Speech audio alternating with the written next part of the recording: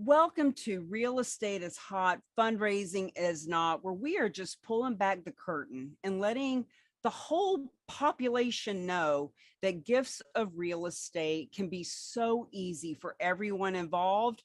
And we want to talk about the benefits. And today we have the privilege of Dr. Russell James helping our nonprofit friends understand why this is such a benefit to them. Dr. James.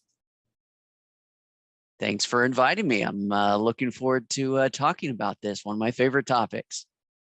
Well, we know that you are, teaching all over the country, nonprofits, financial advisors, all the people involved.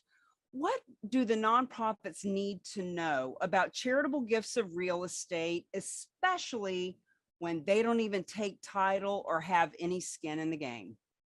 Yeah, so that's the really important part to start out with, is to understand that this is not your grandfather's real estate gift. Okay. So, there are a lot of nonprofits, CFOs, administrators who just, it's a frightening word. It's this idea of, oh, real estate, isn't there like liability, and we're going to have to manage things. And, they just, oftentimes they won't even bring up the topic because of this nervousness of dealing with it and all of the concerns. But things are very different today because of a variety of organizations, realty gift funds and other that will accept that real estate. They'll deal with all of the management, all of the sales processes.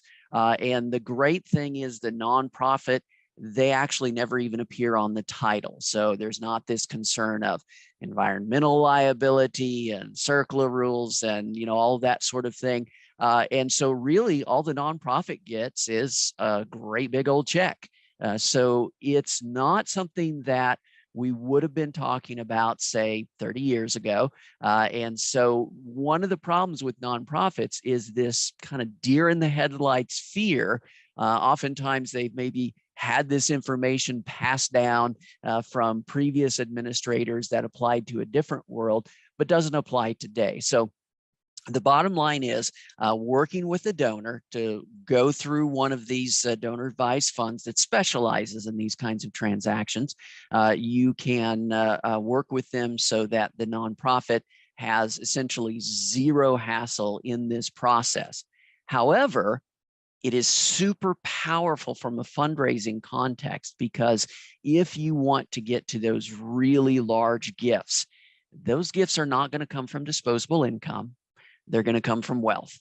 And if we're going to be talking about gifts from wealth, we need to be able to have some conversations about real estate, because real estate, when it comes to financial wealth held by households in this country, it's the 800-pound gorilla, right? It's where those resources really are. And wow, you talk about what's been happening to the market right now. Real estate is going like a rocket.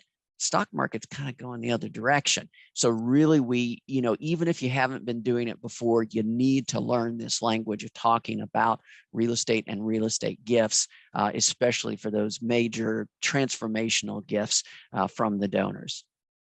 Well, you wrote the foreword for our book, Real Estate is Hot, Fundraising is Not. You mentioned that this is the big gorilla in the room, and that, not only nonprofits, but real estate agents are kind of confused about it.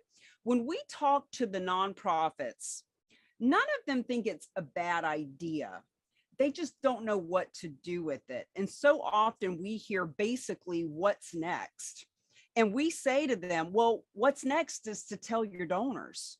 But like you said, there's this deer in the headlights thing going on. So when they say what's next, and we say tell your donors, and there's nothing that happens, how do we help them move forward? So what I would suggest is to start really simple. And what you want to do is to share stories of other donors who have made gifts like this, and to share how advantageous it is for those donors, that it's actually a smarter way to give. And maybe it's a story of a donor who has a vacation home and they're sort of tired of the maintenance on it, and they don't, they're not really going to want to use that anymore, or something that, they are, the kids aren't going to want to have, they're not going to want to manage or deal with, whatever the case may be. You just want to start sharing stories, because psychologically, the message that we want to communicate to the donors is not only that this is a smarter way to give, but also that people like them make gifts like this. So, if you have to start out with it, it can be stories of donors. You could be a donor to another organization. You don't need to mention that in your story, but we really just want to share stories, and fundraisers are great at sharing stories. The problem is that if some of them think that, I'm going to have to know all these rules about a 1031 exchange and the, tax consequences and all of this, and then they just don't talk. They just get silent. Nope. Their advisors will tell them about that. They won't. So they do need to bring that up, but just bring it up in terms of stories. And in fact, I would even recommend, if someone's working with you or another one of the real agents of change, ask them for stories. Like, what story can I share of someone who's had a good experience with this? You can share those stories in print, in conversation, in different media, and also always have a person that you can contact. And here's the other thing, I think the one piece of advice I would give to nonprofits, give to fundraisers, is to understand the goal of the conversation. The goal of your conversation with the donor is to get them to agree to the next meeting at which you can present some options for their real estate gifting if they're considering doing that. That then gives them time to talk with folks who are used to these sort of transactions, answer all the questions, get some details down, and to be able to come back to present to the donor. So it's okay if you bring up the topic and they ask you some hyper-technical question you don't know the answer to. That's great. That's just another reason why you should get together in a couple of weeks and you'll talk with some of your experts and make sure we come up with the answers to all of that. And that gives the fundraiser some time to put together some details of the transaction. Also, once that donor agrees to meet, that gives you the perfect excuse to get all the details, like, when did you buy it, and tell me the story, and where's it at, and anything else I should know, all of that sort of thing. So those are some things I would suggest. I love that you go back to the 4 S's, which we mentioned over and over in Real Estate is Hot, Fundraising's Not.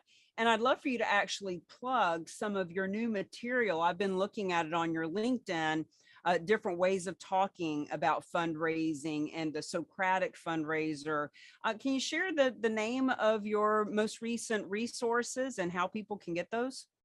Sure, absolutely. So you're right. The most recent one's called the Socratic Fundraiser. It's about how to raise money, in particular major gifts of assets, by asking questions, right? We're just assisting the donor. We're there as that guiding sage to help them give smarter. And it's part of a 4-book series. And if you connect with me on LinkedIn, I'll share the digital and audio copies for free. Or you can get them on Amazon as well. If you want to kill some trees and have the paper version, that's there as well. But no, I'm happy to share that with any folks who have interest. Easiest way for me is if you happen to be on LinkedIn, just connect with me there. Otherwise, you can send me an email and I'll send you links to those as well. So the series is the Storytelling Fundraisers, number 1, the Epic Fundraiser, all about the donor's hero story, is number 2, the Primal Fundraiser, which is why do we even give things to other people to start with, and then the last most practical one is the Socratic Fundraiser, how we can ask questions to inspire these major gifts of assets.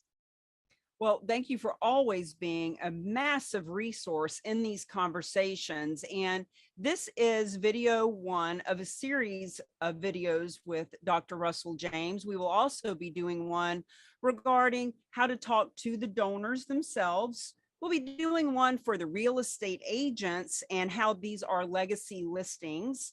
And we'll talk to the financial advisors and have that conversation in the next few of the series. Thank you very much, Dr. James, and we'll see you on the next episode of Real Estate is Hot, Fundraising's Not. See you guys later. Bye.